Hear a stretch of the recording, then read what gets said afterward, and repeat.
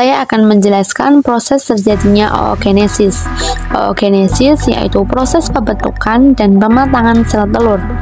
Dimulai dari oogonium atau yang dikenal sebagai sel induk akan melakukan pembelahan secara terus-menerus sehingga menghasilkan oosit primer. Selanjutnya, oosit primer akan mengalami pembelahan secara meiosis 1 dan menghasilkan oosit sekunder dan badan polar primer. Selanjutnya akan mengalami pembelahan meiosis 2, oosit sekunder akan menghasilkan ootit dan sel badan polar primer, sedangkan badan polar primer akan membelah menjadi 2 badan polar lainnya. Selanjutnya, ootit akan berkembang dan matang menjadi ovum atau sel telur yang nantinya akan dilepaskan di tuba Fallopi. Kesimpulannya, dari oosit primer akan dihasilkan 1 ovum dan 3 buah badan polar. Ovum ini yang nanti akan dibuahi oleh sel sperma, sedangkan 3 badan polar lainnya akan meluruh. Proses ini terjadi saat wanita sudah masuk remaja atau pubertas dan berhenti saat menopause, yaitu saat ovum telah habis. Selanjutnya, saya akan menjelaskan proses spermatogenesis. Spermatogenesis yaitu perkembangan sperma yang berlangsung secara terus-menerus dan dalam jumlah besar yang terjadi pada laki-laki dewasa. Dimulai dari spermatogonium atau yang dikenal sebagai sel induk yang memiliki sel anakan berupa diploid atau 2N, lalu berubah menjadi spermatosit primer melalui pembelahan mitosis. Pada spermatosit primer masih sama memiliki sel anakan berupa diploid atau 2N dan memiliki kromosom 23 pasang.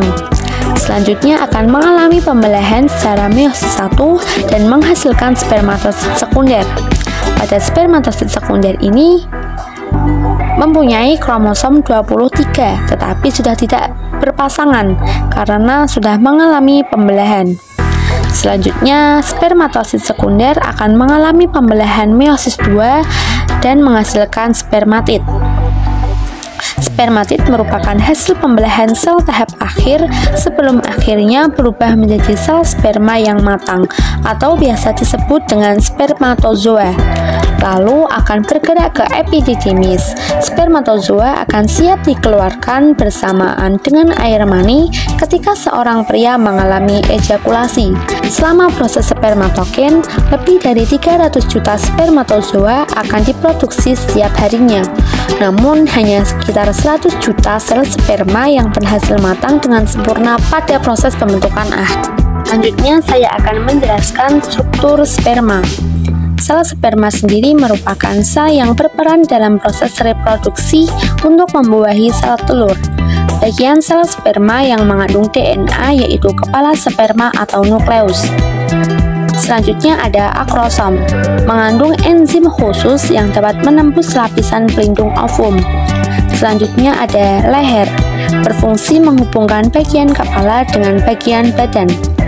Selanjutnya yaitu bagian badan, mengandung mitokondria berbentuk spiral yang berfungsi menghasilkan ATP yang diperlukan untuk sperma untuk bergerak. Selanjutnya ada ekor.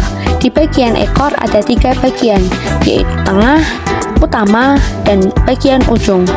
Panjang ekor seluruhnya sekitar 55 mikron, berfungsi membantu pergerakan sperma di dalam saluran reproduksi perempuan. Selanjutnya, saya akan menjelaskan struktur ovum. Yang pertama ada follicle cell, yaitu sel khusus yang mengelilingi oosit dalam folikel ovarium, berperan dalam mendukung perkembangan oosit dan produksi hormon selama menstruasi. Selanjutnya ada corona radiata, yaitu lapisan yang menyediakan nutrisi penting dan zat pengatur bagi oosit, serta memfasilitasi penetrasi sperma selama pembuahan.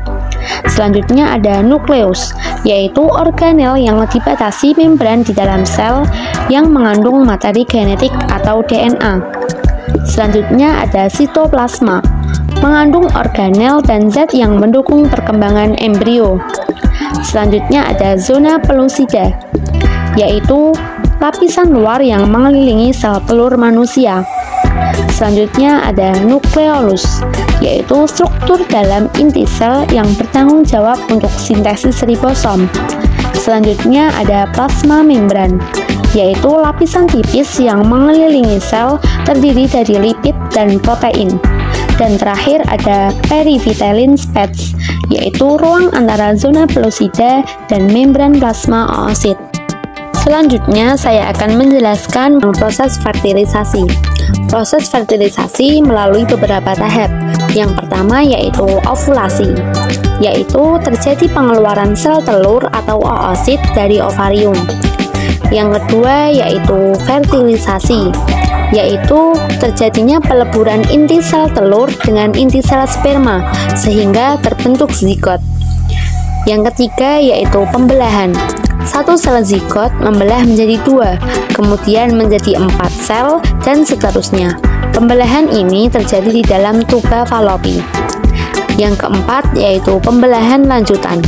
Zigot akan terus membelah sehingga terbentuk sekumpulan sel seperti buah anggur yang disebut dengan morula. Dan yang terakhir yaitu morula terus mengalami pembelahan sehingga terbentuk blastosit. Blastosit selanjutnya menempel ke dalam endometrium yang disebut proses implantasi.